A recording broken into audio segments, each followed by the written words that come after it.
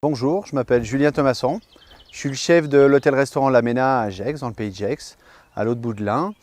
Bienvenue chez nous.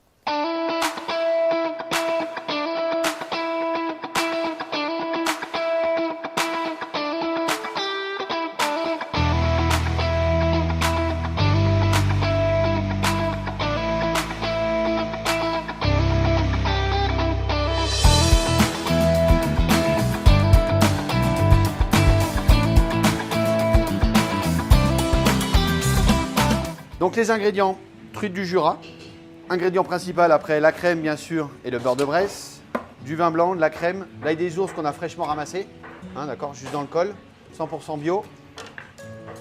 Ingrédients basiques, échalotes, oignons, du comté râpé, pommes de terre, noisettes, ciboulettes. Voilà, on a voulu faire une recette assez simple, pas trop sophistiquée et pour mettre vraiment les produits régionaux en avant. Donc on a mis une casserole d'eau à bouillir, d'accord, eau bouillante avec du gros sel dans lequel on va venir blanchir. Donc l'ail des ours, je le mets dans l'eau, on ne cuit pas à couvert. Et donc là, je mets à bouillir. Et ça va cuire à peu près 7 à 8 minutes. Pendant ce temps-là, j'ai taillé une pomme de terre en tout petit dés, ce qu'on appelle nous en brunoise. D'accord ? Donc je vais mettre à cuire ça comme un risotto. Donc là, je vais mettre une bonne noisette de beurre, une bonne, parce qu'on est dans la Bresse. On ne lésine pas sur la quantité. J'ai un oignon que je vais tailler à peu près la même taille que mes pommes de terre. Le but, c'est d'avoir la même cuisson. D'accord, donc là, mon beurre, on voit qu'il arrive. Il sent bon. Ça sent ou pas? C'est bon, ça va? Allez, donc là, je rajoute mes oignons.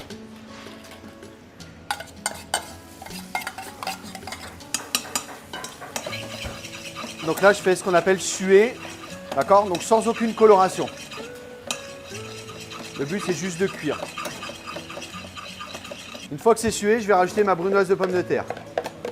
Et le but, quand je la taille, c'est de ne pas la laver. Comme ça, je garde l'amidon de la pomme de terre qui va me faire mon liant naturel du risotto. Un peu de sel, un peu de poivre. Je vais rajouter un petit peu de curry dedans. Et ça, après, je vais déglacer avec du vin blanc.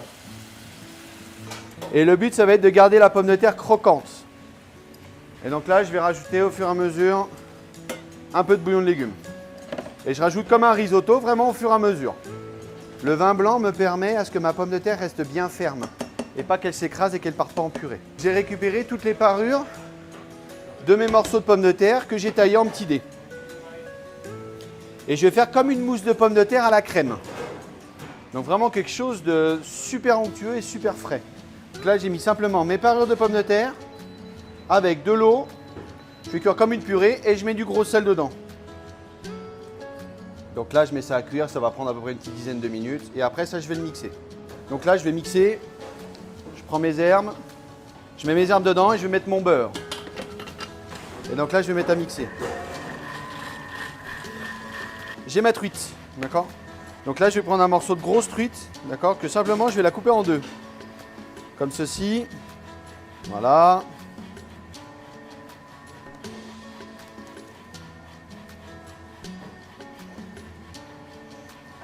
Je la roule. Allez, je prends une petite feuille de papier cuisson. Maintenant, on arrive tous à avoir ça à la maison. Voilà, propre. Je vais faire des tranches un peu épaisses. Et je vais venir légèrement saisir ma truite.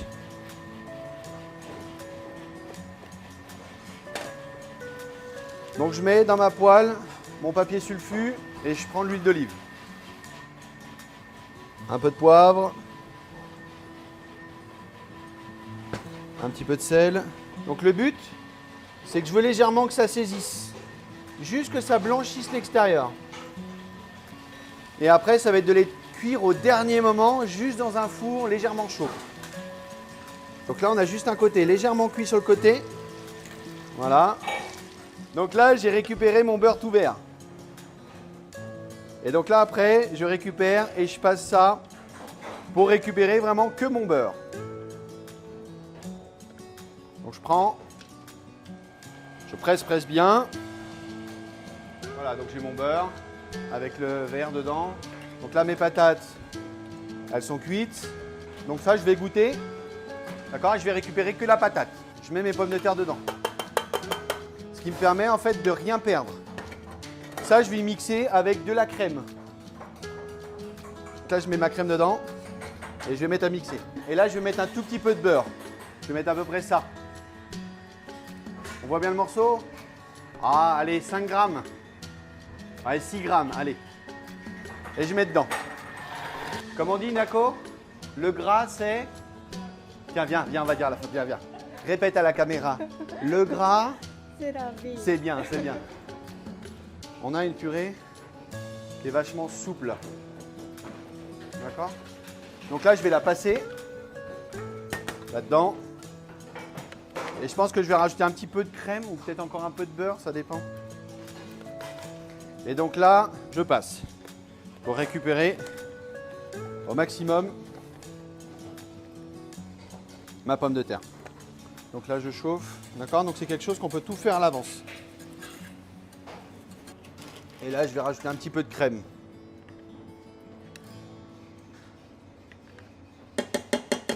Et donc là, je vais mettre dans mon bonbonne à chantilly. Je verse dedans.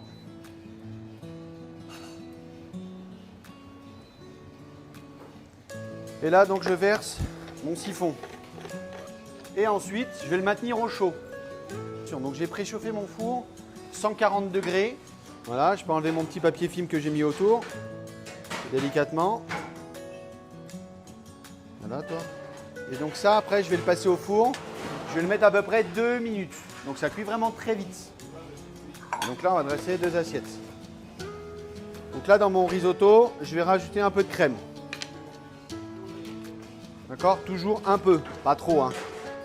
Nous, on va servir le risotto dans un petit ramequin à part. Donc là, on voit bien, le risotto, il devient crémeux et onctueux. Et donc là, je vais faire réduire.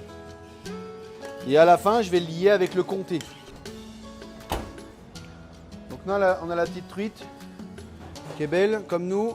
Voilà, elle est juste à souhait. Là-dessus, je vais rajouter ma petite ciboulette. Mes petites échalotes fraîches.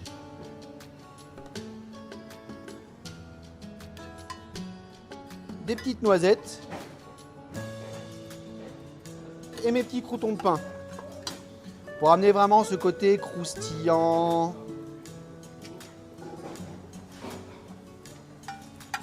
Donc là, moi, j'ai fait ça comme si c'était une entrée, en fait.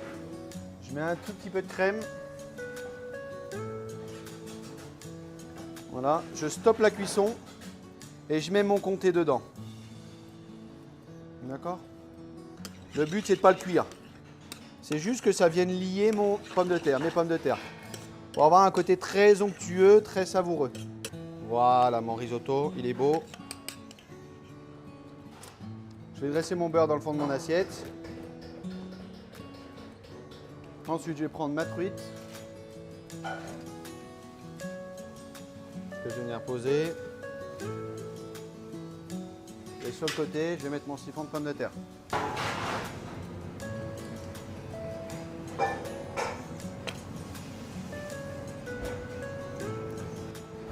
Et ben voilà, il n'y a plus qu'à.